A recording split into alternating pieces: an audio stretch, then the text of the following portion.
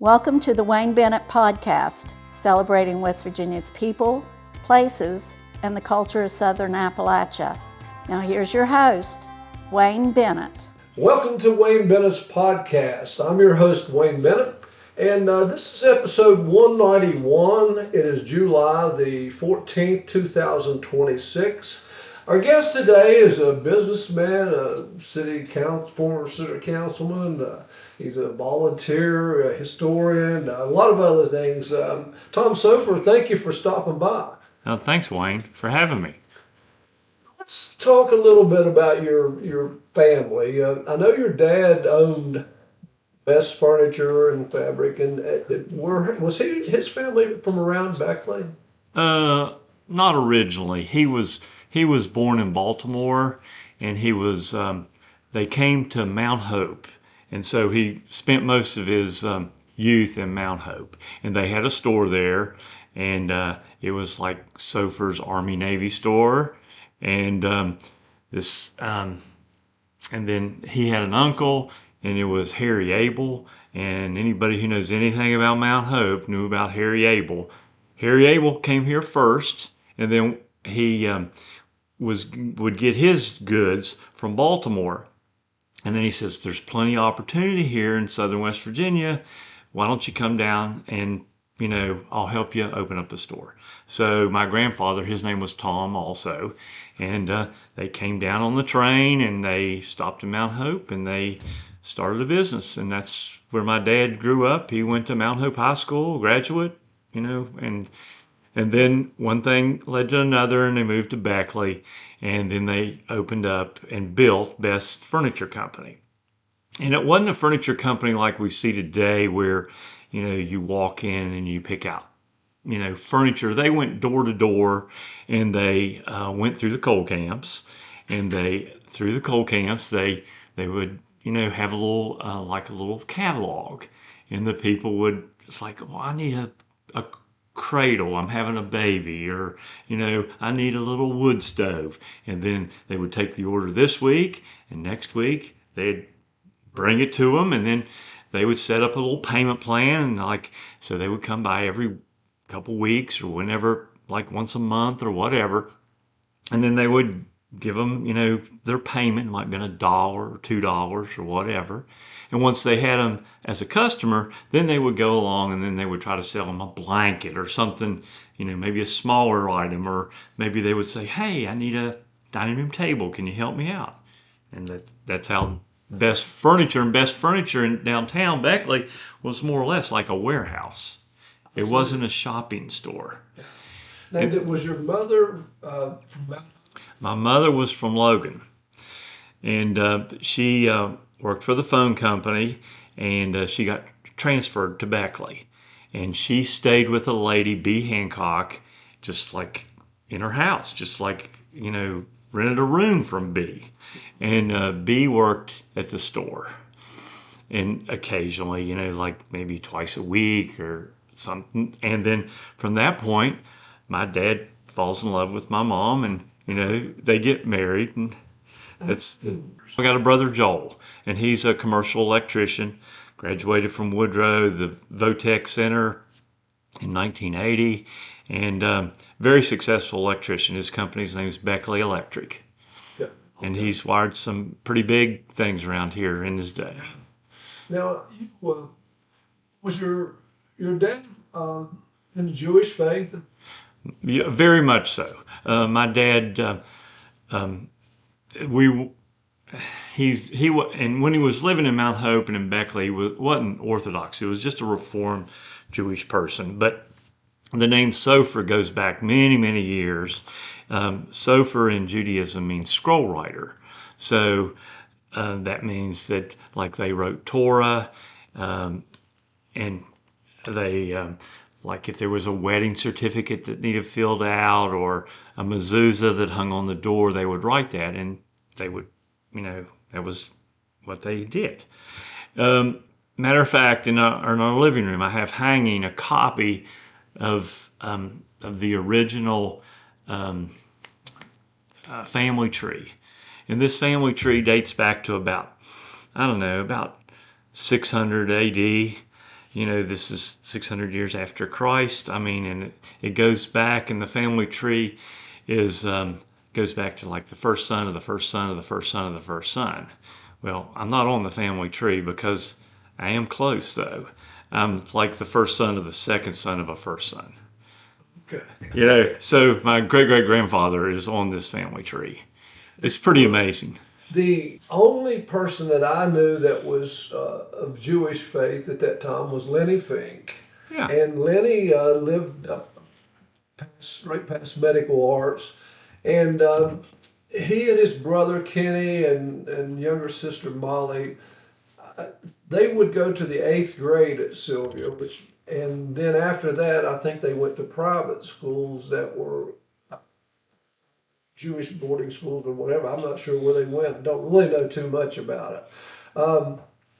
But Lenny was a very good student, and he never really talked about the Jewish faith or anything. So I grew up not and still don't know too much about it. Their family owned the Hub and Vogue. Yeah. And they was right uptown. They were prominent business people. Judaism, for people that don't know, and they really should, but all the major religions fall back to Judaism because it's the belief in a one God system. And Christianity was formed out of Judaism. It's quite easy to accept. I mean, people that are married into the faith, and they go to a temple and they go to a few services and stuff, and they'll tell you it's real easy to understand Judaism because it's identical to Christianity, because it is the first 5 books of Moses. In any Christian Bible, it's the Old Testament. In the beginning, God created the heaven and earth. Mm-hmm. So from that point, it's the only thing now when it gets to like the Messiah, at that point, like we call it Passover, you're calling it Easter, but during Passover, there's a plate set out for Elijah, and Elijah is he's like the Messiah. Elijah is, but there's a seat for him. The back door's left open, and the plate is set. And the whole service goes along, and you're talking about Elijah's plate and everything. But in Judaism doesn't believe that the Messiah has come. Because when the Messiah comes, there's supposed to be peace all over the world. And we know this never happens. I mean, and that's where Judaism that's where it kind of stops, in Christianity. And then 300 years later, Christianity's developed, and here comes the story of Jesus, and he was a teacher. But just think, in those days, in those days there wasn't there wasn't a lot of stuff written down, and it's like, just think how much that story has been altered. I mean, here we are, America, we're 250 years old. Do we have the story right from George Washington to today? And we write everything down.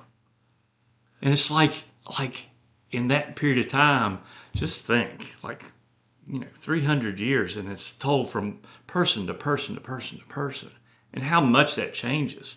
We've done the experiment in grade school. You whisper here or something, and you go around 20 kids, and the story is different after 20 kids. I don't know. It's weird. Well, looking at the U.S. history, I mean, now we're in an era of more information than ever in any time of history. But look who wrote the history books. It was usually rich white men that wrote the American history books, and so we missed out on the black history and some of the poor attitudes. Yeah. History's always written by the winner. That's true. Well, but even back, you talking about the scroll writers, they were the educated people. Yes. A lot of people couldn't read or write or anything like that at all. Yeah. And And Jesus in his day, if he was speaking to the people, he was a rabbi. He was Jewish as they come. And how big were his audiences? Were they 30 people, 50 people? We don't know that exactly. So it was just, it's a great story. And who's to, like, as far as I'm a historian, so to speak, or at least an amateur historian, it's hard to believe, where is the story? What's true about that?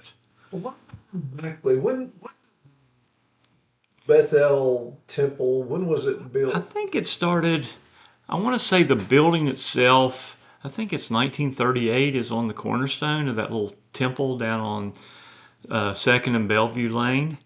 But it started, maybe 10 years before that. And the population was rather small, and they were having services like in people's homes.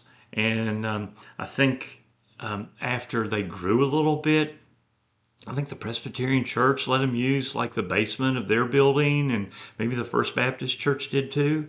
And then they had enough people, and when they built the temple, there was about 70, 75 families, Jewish families in Beckley at that time, that put that temple together. And it's it's a nice, comfortable little place. It's looks like a little country church inside. It's got the nice, pretty pews, and they got an ark, and there's 2 Torahs there, which that's what the Sophers wrote. It's the first 5 books of Moses in Hebrew, and it's rolled up on scrolls, and those are pretty valuable. And you judge the wealth of the temple by how many Torahs they have. So we have 2. So we're not a real rich temple by any means. You And I've been bar mitzvahed. I was married there. Izzy Ween, he took on the responsibility of being the lay rabbi, and everybody in town knew Izzy as the rabbi for Temple Bethel. Now, did you any type of as you were growing up? You went to public schools. I did. Did you have any anti-Semitism, anything that you can recall, or? I really didn't. My mom, her name was McNeely, quite Irish, and I don't resemble the stereotype Jewish person. I don't have like dark hair or olive skin. I got freckles and, red hair, used to, kind of blondish red hair. So, I didn't, it didn't bother me that, like, when you went to the cafeteria or they said a prayer somewhere and they said, "In Jesus' name we pray," I just I let water run off my back. Just so it didn't bother me.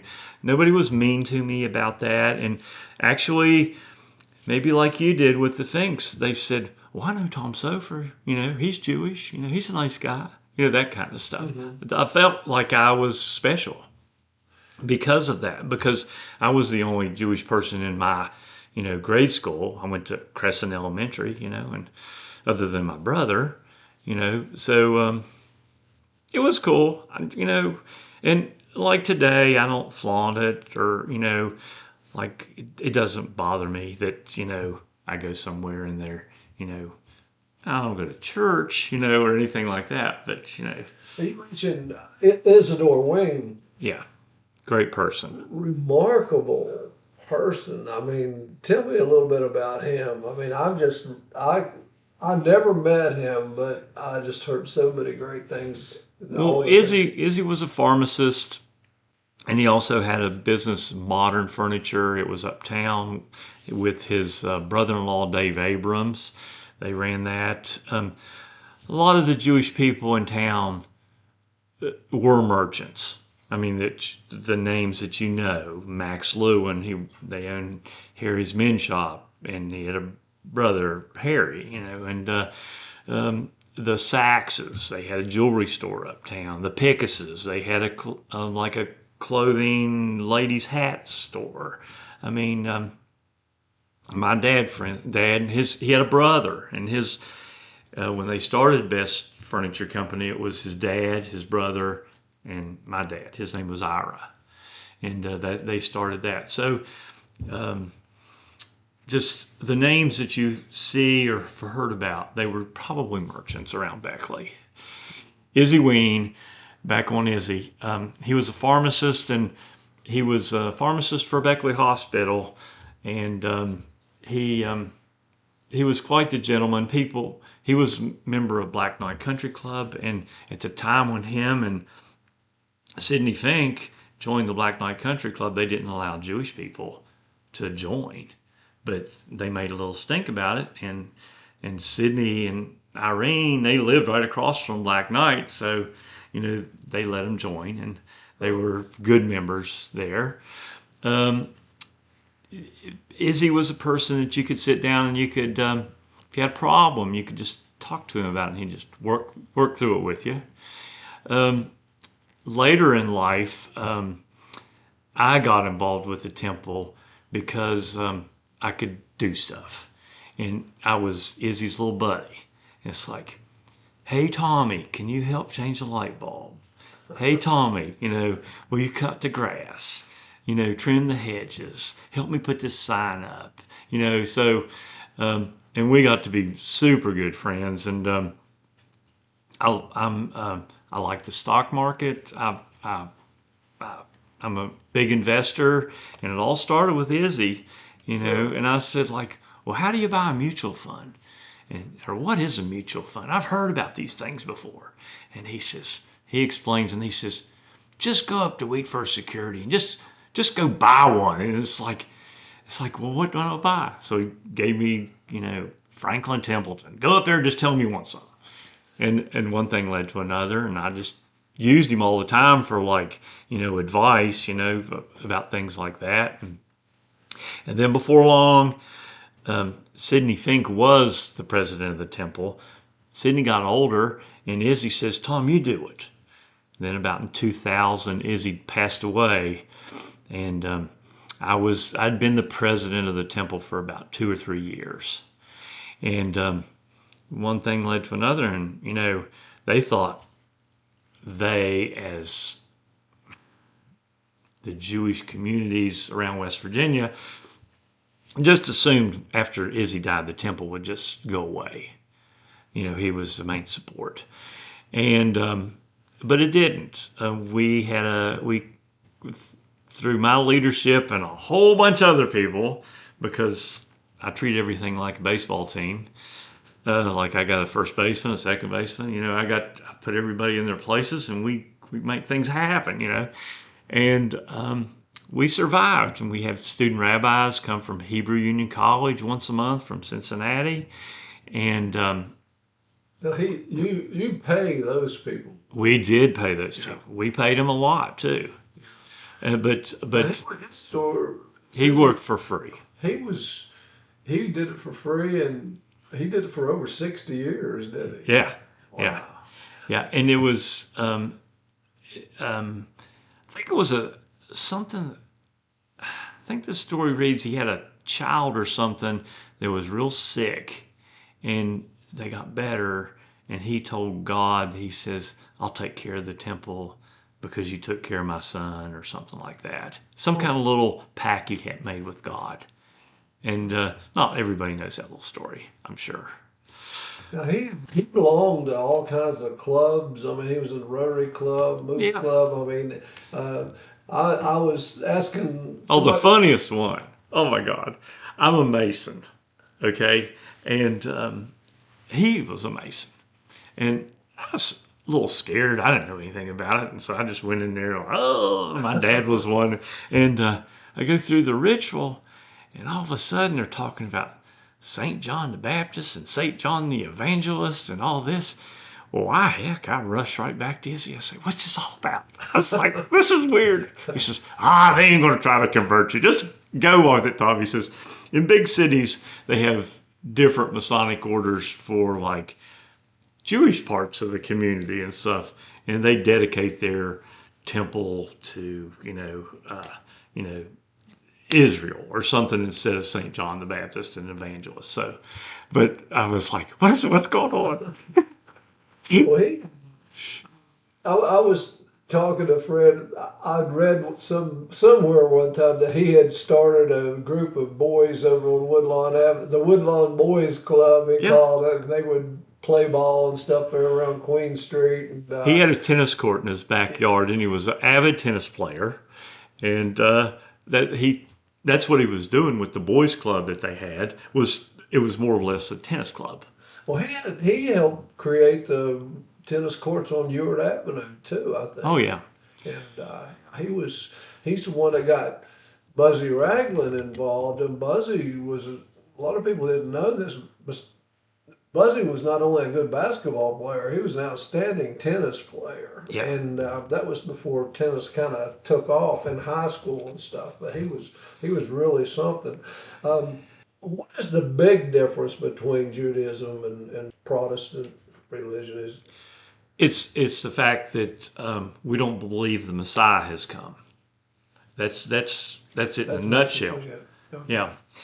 And we do believe in God is one, and we there's like in Christianity, I understand there's like a Trinity and all this, and but in Judaism it's just like the supreme being. That's the only person we pray to.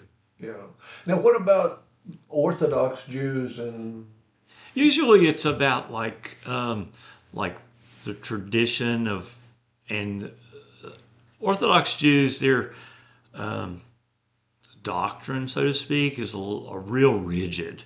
It's like their food, what they eat. They don't eat pork. And I don't either. But it's like, but they don't mix meat and dairy together, and they don't eat shellfish, and they eat fish, but it's not bottom feeders, it's top feeders, like whitefish and things. And a lot of reasons for this. It's because it's kind of simple. Like back in biblical days, they realized real quickly if they ate like a pig that people would get sick. So we're not going to eat that anymore. Or you mix dairy and meat together and you got sick. Well, that's the easy answer. Don't eat them together. Yeah. Well, mankind, I guess, learn to eat by watching other animals and seeing what they eat and if they lived and that kind of thing. So you kind of. It usually comes down to common sense. Yeah. It really did in the day, and also an Orthodox Jewish person believes in the Sabbath, which is the day of rest, and so on Friday evening they will stop work. A lot of Jewish people will stop work, and like noon, 1 o'clock, and then they'll go to services. And when they go to services, they don't supposed to work during the Sabbath at all. Some of them get so into it where they hire a lady to come in and turn on the light because that's effort to turn it on because you're supposed to rest. I mean, so they walk to temple. That's why, like on Bellevue Lane, the Jewish people lived all around the temple so that they could walk to temple. They weren't going to drive a car because that's like work. Yeah. And then the Sabbath ends at like sunset on Saturday. And then they begin their regular day, the regular week. What are some other days during the year that I know you have Yom Kippur and all that. Mm-hmm. Tell me a little bit about some of those.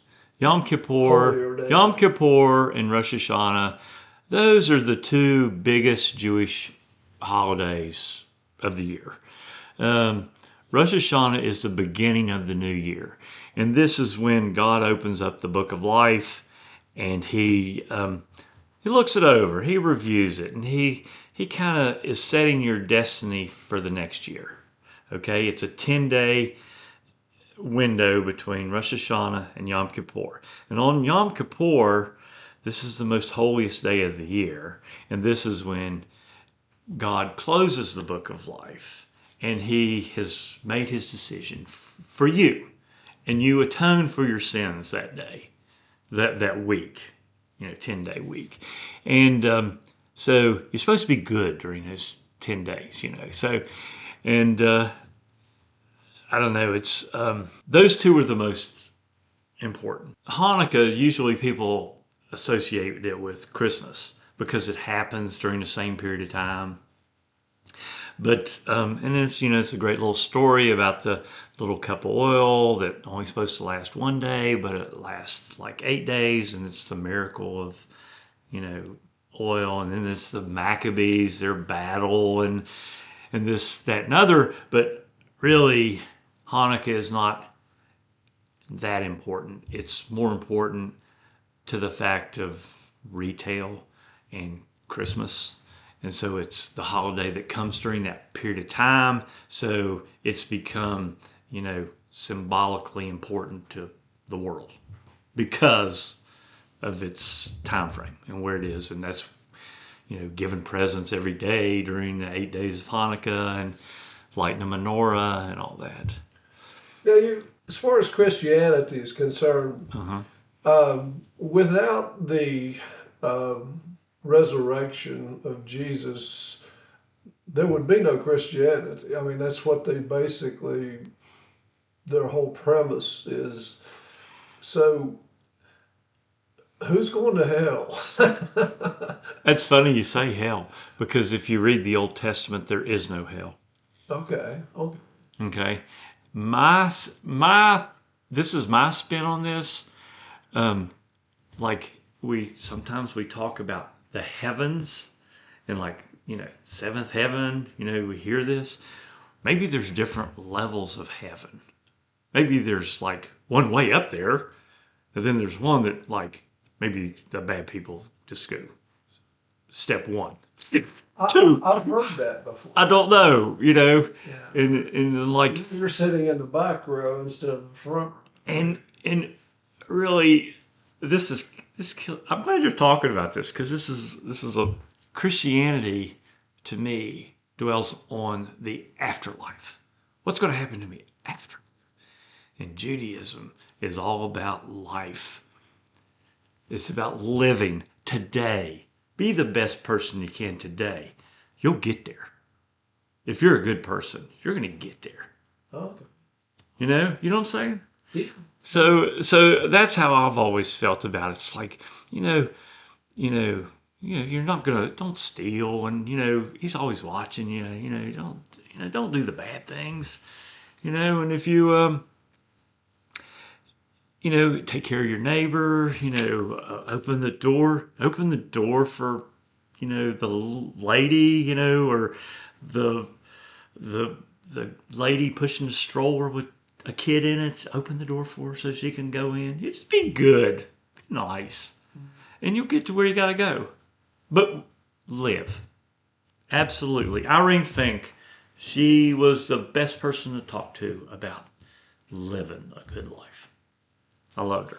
Now what the Jewish people were picked, besides Hitler being a crazy man, why do you think that their religion, why were they picked to be the ones that he tried to destroy the... Oh gosh. I'm not ready for Holocaust. Okay. No, that's okay. That's okay. I don't know. During that period of time, I guess he felt threatened by the Jewish people because they were usually smart. They were industrious, merchants. They were, they owned the factories. They were involved in the banking, and I guess he just felt threatened and knew that I needed to dispose of that threat. Now, your dad actually started Best Furniture in 1942, something like that. Yeah. During World War II. And it's interesting. I mean, taking a chance, when there was a lot of things people were doing without. Well, yes. And I think he worked for a little company, him and his brother did before, that went door to door selling like pots and pans and things. And I guess he saw that, like, well, if this guy can make the money, we can do the same thing. And, we'll just start some, try to get a customer base and make it work. Sometimes and the fabric store, that's a great story. In the late 50s, his brother was getting a divorce, and he went up toward D.C. And his dad had passed away at a young age of like 55. And so there my dad was sitting there, had the building, and he didn't go door to door as much. And the coal mines were really beat down. It was like a bad time for coal. So he said he had a source for like for fabric.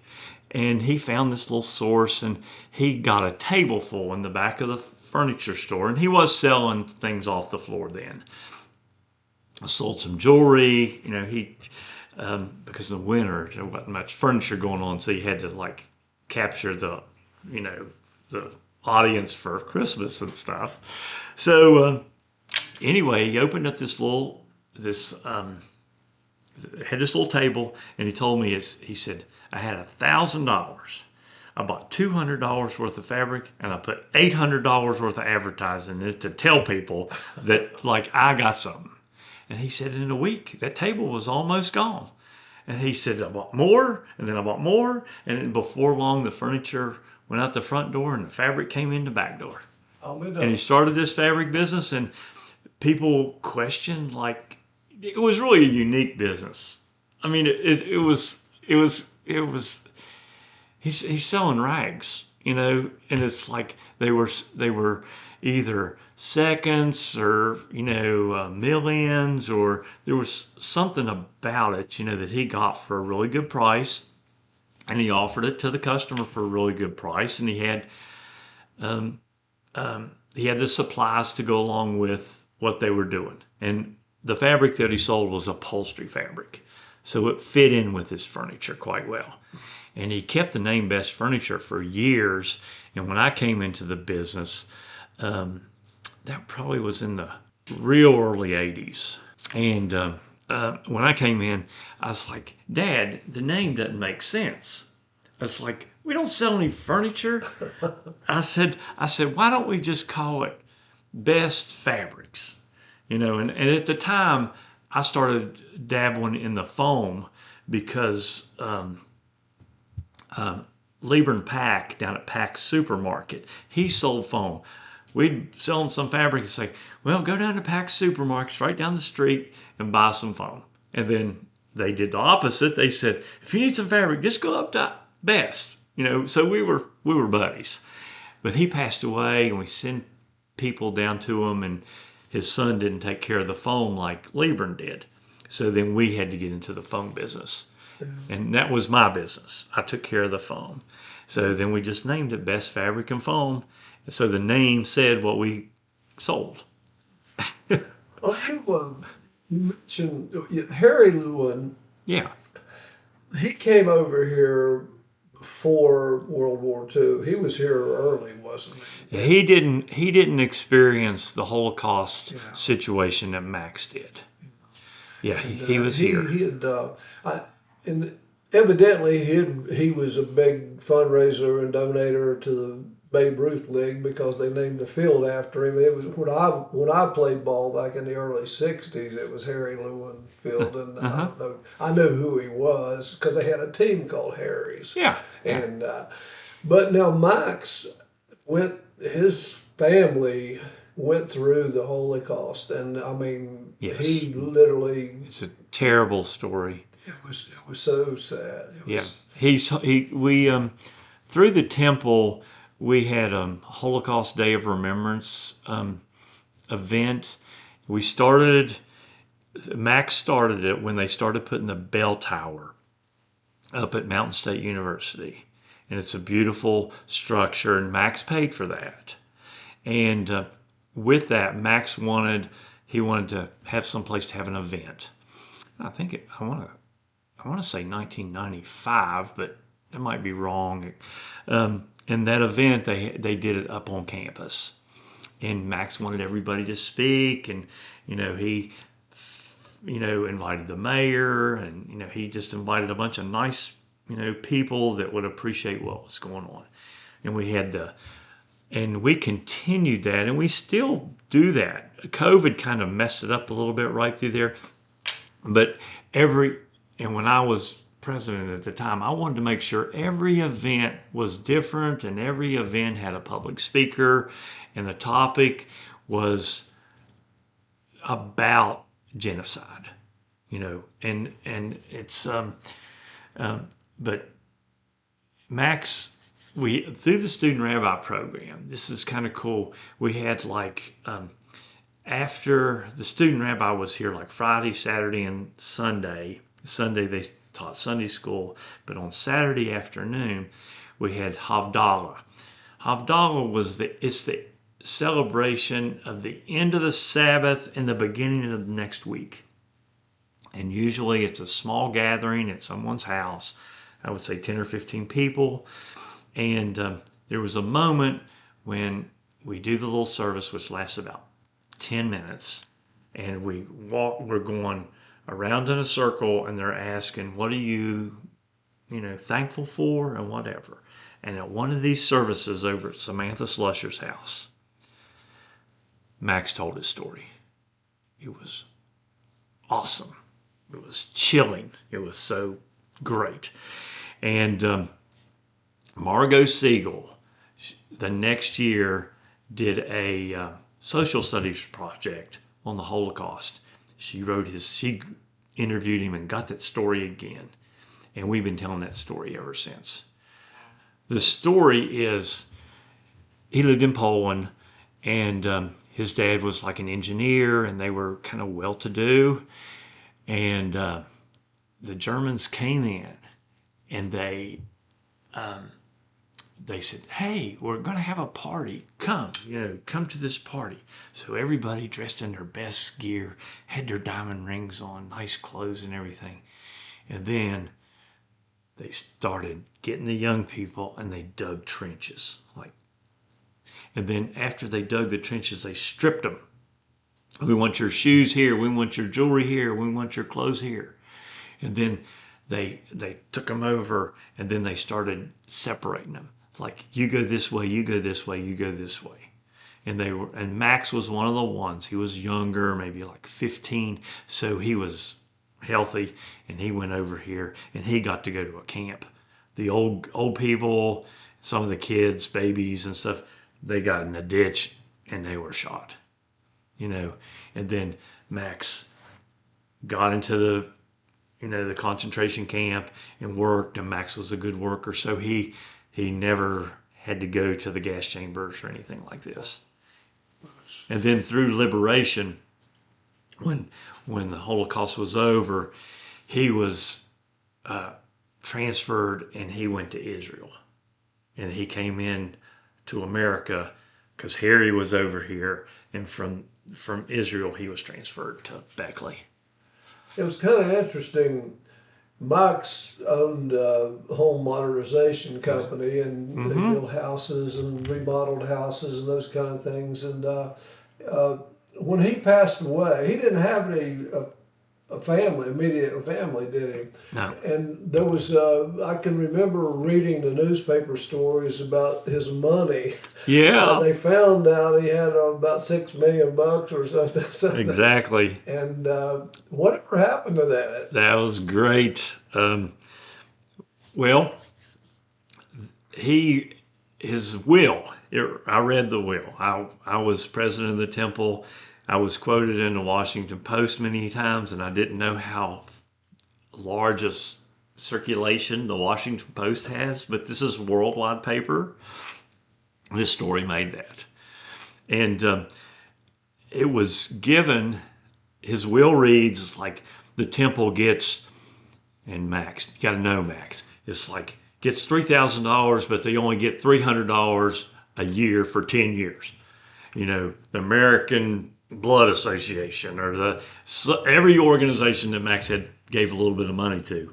That's all of us got like $100 for 10 years,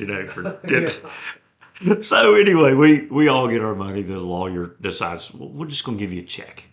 That's cool. We'll take it all, And then at the very bottom of the will, it says, and the rest of my will's proceeds will go to Hadassah Hospital in Jerusalem. Okay? Says, okay. Well, that's where the $5 million was to go to. But Hadassah Hospital wasn't in Jerusalem. It was in Tel Aviv. So there was a conflict. There was 2 hospitals there. Which one did, when he came from liberation, went into the, which hospital did he go to? Jerusalem or Tel Aviv? So there was a little fight going on there. And the lawyers got involved, and it's like, and then one thing led to another. At the end of the day, they just took the $5 million and split it, and each of them got $2.5 million. So it worked. Kind of a Solomon story there almost. Yeah. But, I didn't know exactly what happened there, but I knew that there was controversy. Now you have, how many people are in your church now in Beckley? I mean, is there? Oh, there's probably about, I would say 30 families. Really? We don't have a lot of kids involved, so we don't use the student rabbi program that I spoke about earlier. But Dr. Golden is quite involved, and we call it gatherings. And through the holidays, like Passover or Hanukkah or the high holidays, we will gather together and usually have like a potluck dinner or something. For the high holidays, we do have a rabbi, a retired rabbi that lives in Israel and comes to America twice a year. And he comes during the high holiday services. He's from Dayton, and he comes and gives us high holiday services. Do you ever get drawn into the political stuff that's like now with the situation that's going on with Iran and Israel and U.S.? Can you avoid that, or do you get drawn into it, or how do you feel? Sometimes you do, and like when the paper had, active reporters and stuff, they would ask for an opinion from, the Jewish temple in Beckley. But, you don't hear that anymore. I guess because there's nobody out there really. They don't have, they're limited staffed. Yeah. Most of the newspapers now is contracted and stuff, and they don't. And it's sad, but it's just the way that's the way life. My best friend Rick Barbera. I mean, he's retired, and it's like they can't do without Rick, and he freelances all the time. He took pictures yesterday at the golf tournament. I mean, it's just like they can't. That's a whole separate podcast about the newspaper. Tom, I appreciate you coming by and talking, but we haven't even got into the politics and your position as a city councilman and those kind of volunteer. So can I get you back? Sure. And I really enjoyed this conversation, and we'll have you back very soon. Anybody else out there would like to be on our program, you can hit me up at awbennett50@gmail.com, and we'll get you on here. Remember, until then, if you're not dead yet, you're not done yet. This is Wayne Bennett, and thank you.